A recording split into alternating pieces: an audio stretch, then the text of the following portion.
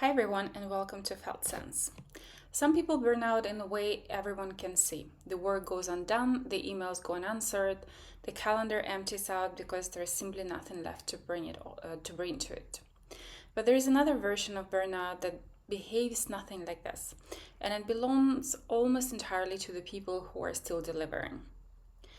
They hit deadline, they show up prepared, they remember what their colleagues need before being asked for it, and underneath all of that, output. Something has been rearranging itself for months or years. Without a single dramatic moment, the person could point back to and call that the beginning. That's called a functional burnout. And sometimes it's called high functioning burnout. And it deserves more attention that it currently gets because people living inside of it are, by very nature of the conditions, the ones nobody thinks to check on.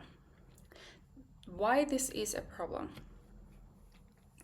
Well, the reason functional burnout deserves its own name instead of being folded into ordinary burnout, is that it inverts the usual warning system. Most of the language we have around burnout assumes that the performance will decline, and that's the big signal. And that's the sign that tells a person or the manager that something needs to change. Functional burnout removes that signal entirely. Performance stays high, sometimes for years, while internal cost accumulates underneath it, unmeasured and unacknowledged because there is no visible evidence to force the conversation. This matters because the same trait that produce excellent output, discipline, a strong sense of duty, and the refusal to let people down are also the traits most likely to override the body's own distress signals. A person capable of pushing through exhaustion to hit deadlines is, by definition, a person capable of pushing through exhaustion for a very long time before anything visibly breaks. And the culture around high achievement tends to reward exactly this pattern instead of questioning it. Let's look at the science behind it. Christina Maslach's foundational research on burnout, formalized through the Maslach's Burnout Inventory in 1980s, identified three interlocking dimensions: emotional exhaustion, depersonalization, and a diminished sense of personal accomplishment. Later work by Terrace and colleagues found that emotional exhaustion tends to arrive first in the sequence, well ahead of the cynicism and eroding sense of competence that usually make burnout visible to other people. A person can therefore be running an empty emotional reservoir a long time before their attitude to work sours or their confidence in their own abilities begin to slip, which is precisely why the condition can hide behind good performance for so long. The cognitive research adds a second and more measurable layer to this picture. A systematic review by Delikaris and colleagues using objective psychometric testing rather than self-reporting found that burnout was consistently associated with declines in executive function, attention, and memory.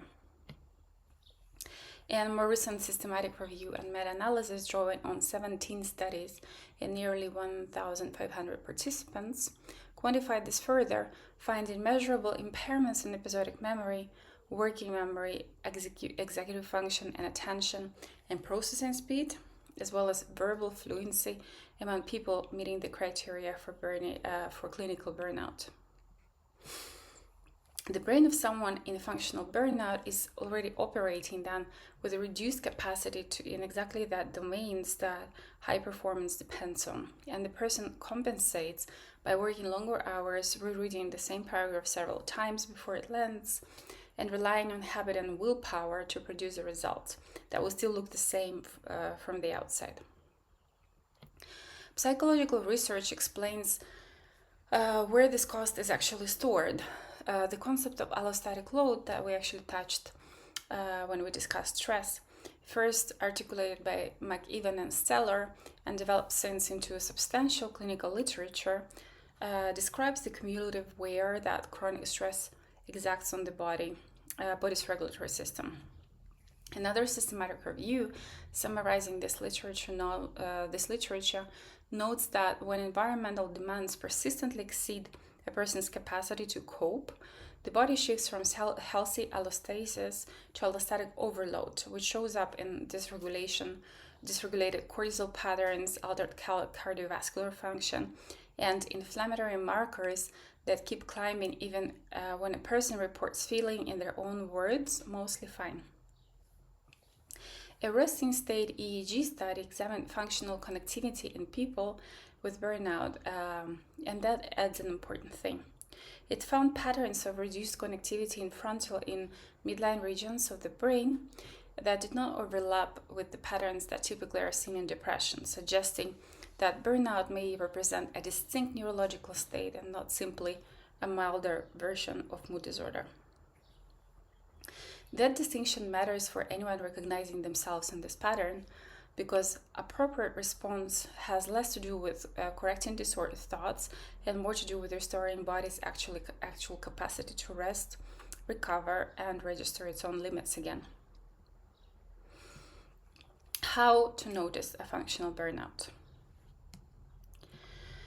Because functional burnout is built specifically to hide behind competence, the usual checklist questions tend to fail. Asking whether you are still meeting deadlines will not help, since meeting deadlines is precisely the skill that makes the pattern really difficult to catch. A more useful approach draws from the structure of Maslach's burnout inventory, which asks people to rate their experience across those three dimensions that were mentioned earlier, rather than asking whether their productivity or output has dropped. Emotional exhaustion in this framework shows up as feeling used up in the end of the workday, dreading the thought of another day at work before it has even begun, and feeling that you're working harder at your job than the job should reasonably require, all of which can coexist comfortably with strong performance reviews and met targets. Depersonalization tends to show up more subtly in functional presentation, often as a growing flatness towards people or projects that used to matter to you, a sense of going through the motions and not caring much about them. And because cognitive research described above shows measurable declines in attention, working memory, and processing speed, even among people that continue to perform well, a more reliable signal is simply noticing how much more effort a task requires than it did a year ago, even when the finished result looks the same.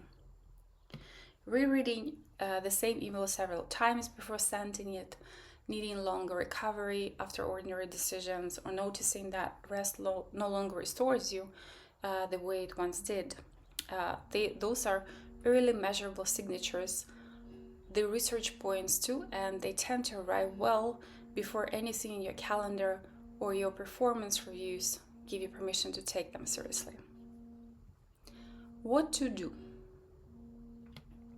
Research on burnout interventions finds that individual strategies help, but they're not sufficient on their own for anyone whose burnout is severe or long-standing, because burnout is fundamentally a mismatch between a person and their environment, not simply a personal deficiency that meditation alone can fix. An umbrella review of individual-based strategies among nurses found that mindfulness-based approaches, physical activity such as yoga, and structured professional competence training each produce measurable reductions in emotional exhaustion and occupational stress, with mindfulness-based stress reduction showing the most consistent evidence across studies. A separate meta-analysis of coaching, peer support, and mindfulness programs among physicians found smaller but still statistically meaningful improvements on standardized burnout measures. And the authors were careful to frame these programs as protected time and support, and not substitute for addressing the structural demands driving the exhaustion in the first place. The interventions worth prioritizing then are the ones that restore actual physiological capacity to rest and recover. Protected time, to rest. Movement that engages the whole body, not only mind. A structured way of processing the accumulated load with another person rather than carrying it alone. Alongside this, it is worth honestly examining whether the environment itself is asking for more than your nervous system or any nervous system could sustainably give. A body that has learned to override its own signals needs practice noticing them again before any amount of workload redesign will feel like enough. And a nervous system that has recovered its capacity to rest will still burn back down if the underlying demands never change. Both pieces of work matter, and neither one substitutes the other. Continuing to function while burned out will almost certainly be read as resilience by everyone around you, including yourself. What it actually shows is the nervous system that has become extremely skilled at overriding its own signals, a skill that leaves underlying need fully intact, still waiting underneath the override. Final thoughts. If you recognize this pattern, don't ignore it, but rather take a closer look. It deserves your attention and changes so that you can recover. For anyone who's built an identity around being reliable and always present, the recovery period, taking time for proper break, can feel strange. However, this is the only way to regulate your body and mind. Your health comes first. This is the work I do with clients, helping a body that has spent years overriding its signal find its way back in trusting its own signals again.